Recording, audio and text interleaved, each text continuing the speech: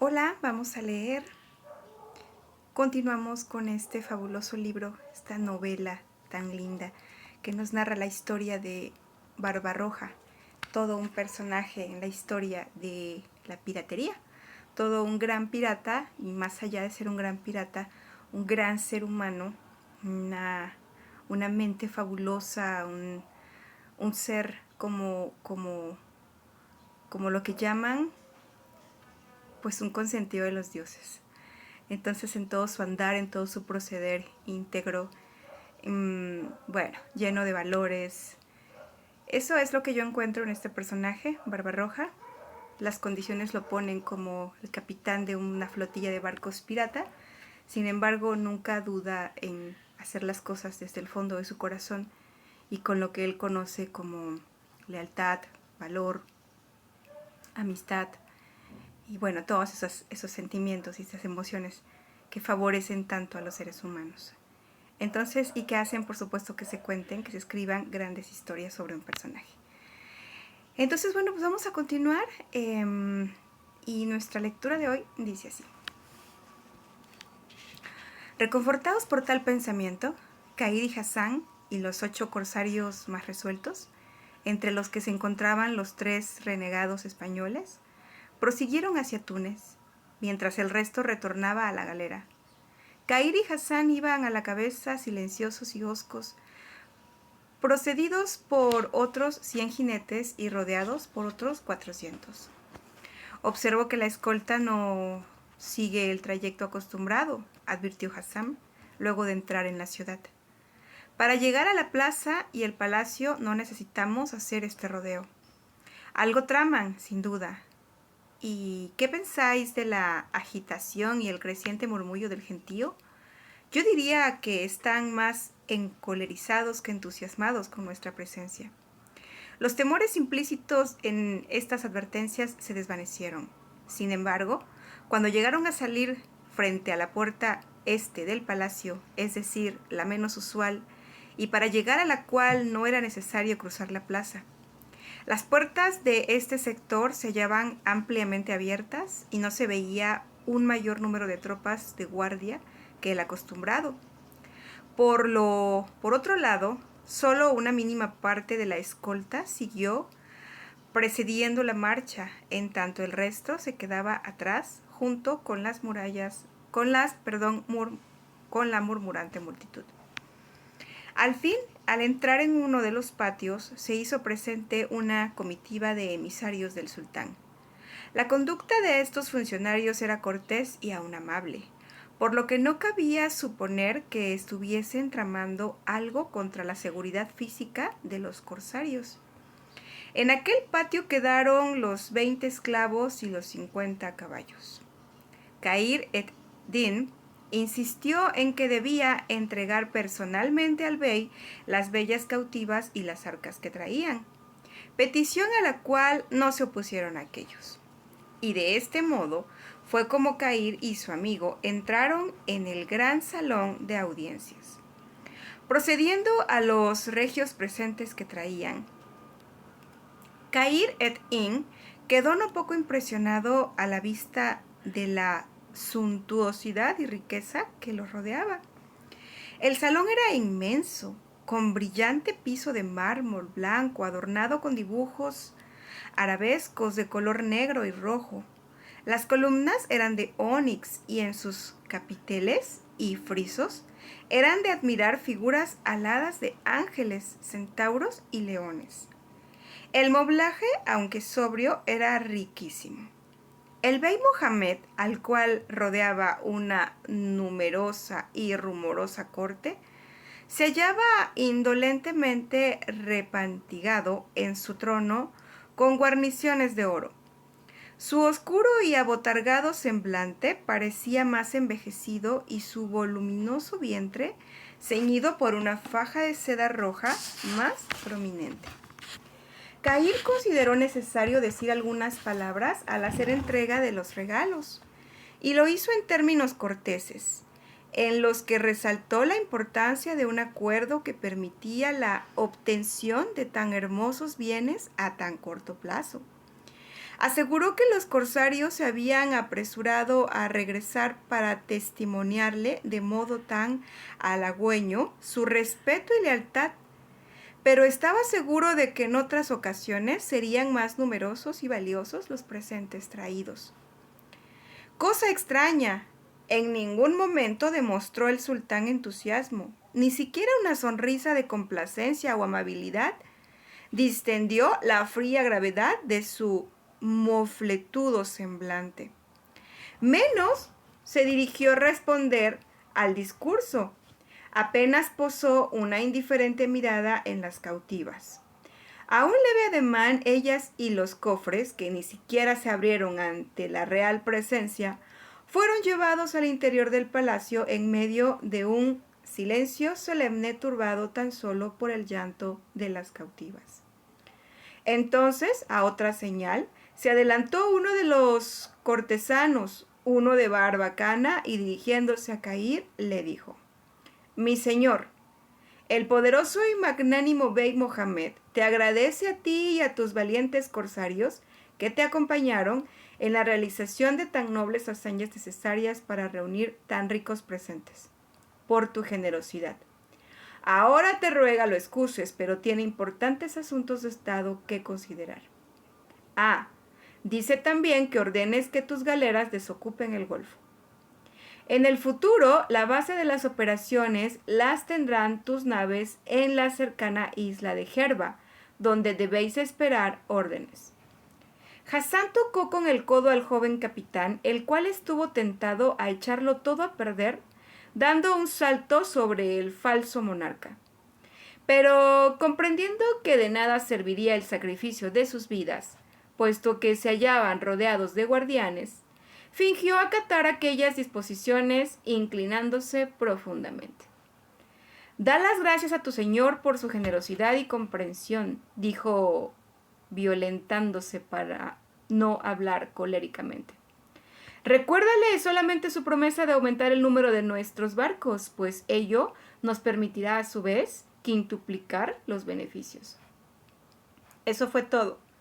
Hassan tuvo una oblicua visión de su primo y cuñado y le pareció que esbozaba un gesto desdeñoso, pero no deseando turbar las hasta ahora pacíficas relaciones, optó por seguir a su capitán. El pequeño pero alerta grupo de 10 hombres cruzó salones, corredores y patios, sin recibir en ningún momento el homenaje de una escolta. Por fin se dirigieron a una de las puertas de salida, la del sector norte, que aparecía franqueada. Fue al desembocar en la plaza cuando pudieron ver el gentío bullicioso y colérico reunido allí.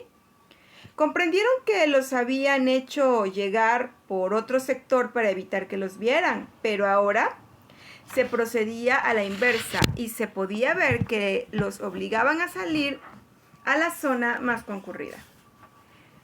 ¿Qué era lo que sucedía y a qué se debía esta agitación popular? Imposible saberlo por el momento. Sin detener su paso y antes, al contrario, empujando a algunas personas que se interponían, los 10 corsarios avanzaron hacia donde el gentío era más compacto. Era necesario cruzar esta zona para llegar al camino de regreso al puerto. «Mira», exclamó de pronto Hassan, que volcaba la cabeza en todas direcciones temiendo un ataque sorpresa. «¿Qué es lo que hay allí? Algo atrae a la muchedumbre». «Es una jaula», respondió Cair, «pero demasiado grande para ser una jaula común. Acerquémonos». Así lo hicieron sin romper la unidad del grupo ni la atenta vigilancia. Momentos después estaban al pie de una jaula en cuestión, pero resultó como si se hubieran acercado al escenario del horror. «¡Oh, no!», exclamó Hassan, cubriéndose el rostro. «¡No, no!», repitió, sintiendo que se le doblaban las rodillas bajo el peso de la tremenda sorpresa, de la terrible impresión. Una sola y fugaz mirada le había bastado para ver y comprender el porqué de la absurda situación. En cuanto a Cair ed-Din, simplemente quedó aplastado por aquella revelación.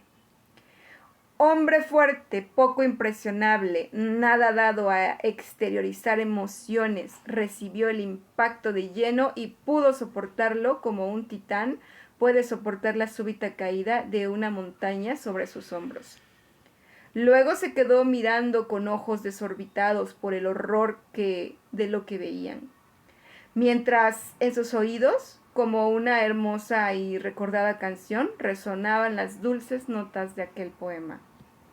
Tómala, porque se presenta rara vez ella, la de los pétalos de incendio, y cuando la hayas tomado, no rechaces la alegría del abismo.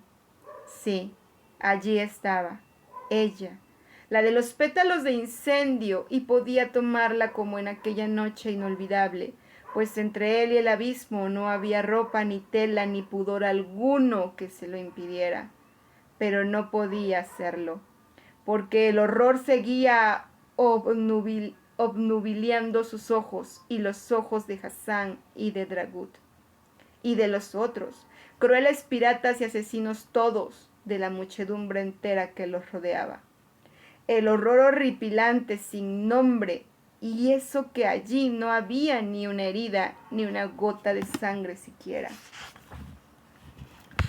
¡Oh no! Por piedad, gimió Hassan arrodillado. Pero ni el espanto, ni el miedo, ni la repulsión nerviosa, ni la piedad podían borrar el espectáculo. Este estaba ahí, enjaulado, aprisionado por la cruel decisión de un hombre el más sanguinario que un caimán del Nilo. Para decirlo de una vez, una mujer tan desnuda como viniera al mundo estaba encerrada en aquella jaula expuesta a su belleza, ahora convertida en pavura, a la horrorizada mirada de todo el mundo.